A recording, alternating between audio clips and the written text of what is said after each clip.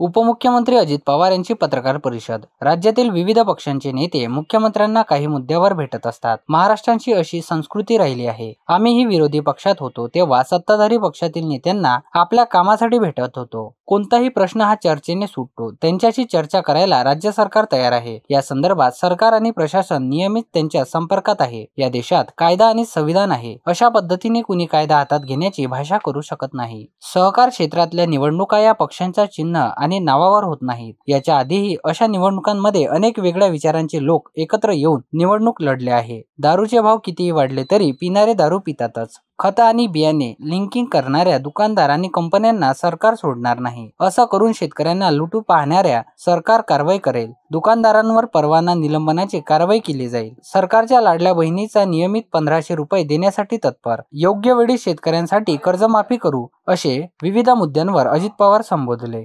पण night landing आणि इतर गोष्टी करण्याची गरज आहे, जेणेकरून त्या लवकर झाल्या तर उद्योगपती किंवा कुणालाही रात्री अपरात्री यायचं असेल, जायचं असेल दिवसा, तरी कुठली अडचण येता कामा नये।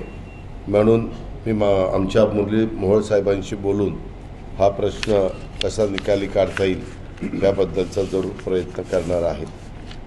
अशा प्रकारच्या अनेक त्याच्यात आता सगळं मी सांगत बसत नाही, पण खूप काही गोष्टीचा आढावा, आदर्श शाळा असतील, अंगणवाड्या असतील, पीक कर्जाच्या बद्दलचं जे काही धोरण आम्ही बदललेलं आहे त्याच्याबद्दलचं, शेतकऱ्यांना त्याच्यामध्ये जागृती करण्याच्या संदर्भातलं काम असेल, आमच्या पोलीस विभागाच्या बद्दलच्या काही अडचणी असतील तर दूर करण्याचं काम असेल, असं बऱ्याच बाबींचा आढावा आजच्या ह्या बैठकीच्या निमित्तानं झालेला आहे।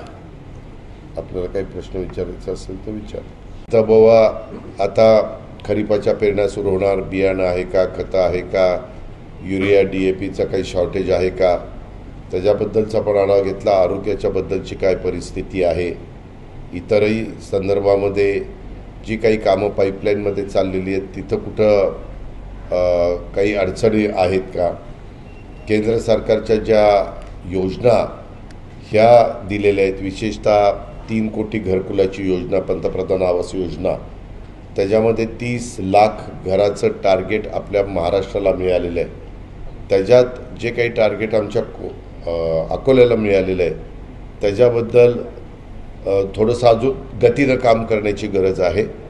तर ते आता 150 दिवसाच्या कार्यक्रमामध्ये ते काम गतीनं पूर्णत्वाला नेण्याच्याबद्दलचं कारवाई करावी, अशाही पद्धतीच्या आदेश दिले गेलेले आहेत। आणि इतर पण सार्वजनिक आरोग्य किंवा वैद्यकीय शिक्षण विभागाशी संबंधित आमचे हॉस्पिटलचं पण नाईट लँडिंग आणि इतर गोष्टी करण्याची गरज आहे, जेणेकरून त्या लवकर झाल्या तर उद्योगपती किंवा कुणालाही रात्री अपरात्री यायचं असेल, जायचं असेल दिवसा, तरी कुठली अडचण येता कामा नये।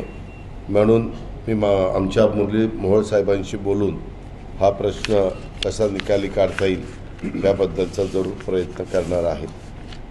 अशा प्रकारच्या अनेक त्याच्यात आता सगळं मी सांगत बसत नाही, पण खूप काही गोष्टीचा आढावा, आदर्श शाळा असतील, अंगणवाड्या असतील, पीक कर्जाच्या बद्दलचं जे काही धोरण आम्ही बदललेलं आहे त्याच्याबद्दलचं, शेतकऱ्यांना त्याच्यामध्ये जागृती करण्याच्या संदर्भातलं काम असेल, आमच्या पोलीस विभागाच्या बद्दलच्या काही अडचणी असतील तर दूर करण्याचं काम असेल, असं बऱ्याच बाबींचा आढावा आजच्या ह्या बैठकीच्या निमित्तानं झालेला आहे।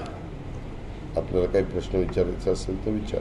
सरकारच्या ज्या योजना आहेत, राज्य सरकारच्या ज्या योजना आहेत त्याचाही आम्ही आढावा घेतला। त्यांना टार्गेट किती दिलं आहे, त्याच्यातलं आत्तापर्यंत पूर्ण किती झालं आहे, पुढचं पूर्ण व्हायला काय काळ लागणार आहे। कारण तुम्हाला माहिती आहे की महायुतीचं सरकार आत्ता पुन्हा एकदा देवेंद्र फडणवीसांच्या नेतृत्वाखाली काम करत असताना आम्ही 100 दिवसाचा कार्यक्रम दिलेला होता राज्याला, तसा अकोल्यालाही दिलेला होता।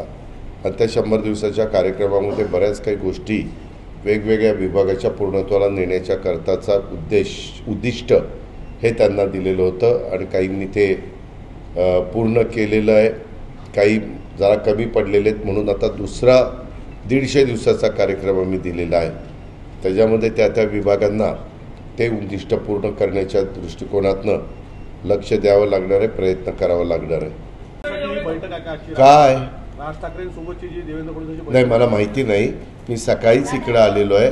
मी म्हणजे तुम्ही काल मुख्यमंत्री महोदय इथं होते, काल विचारलं असतं तर बरं झालं असतं. बैठक आज झाली नाही. कुणाच्या जालिंदर सुपेकर. त्याच्याबद्दल तुम्ही मुख्यमंत्र्यांचं उत्तर ऐकलं. मुख्यमंत्री म्हणाले की ह्याच्यामध्ये तथ्य असेल तर चौकशी करून पुढची योग्य ती का गृह खातं मुख्यमंत्र्यांकडे आहे. मुख्यमंत्रींना असे प्रश्न पत्रकार मित्रांनी विचारलेले तुमच्यासारख्या, आणि त्याला मुख्यमंत्र्यांनी सडेतोडपणे उत्तर देऊन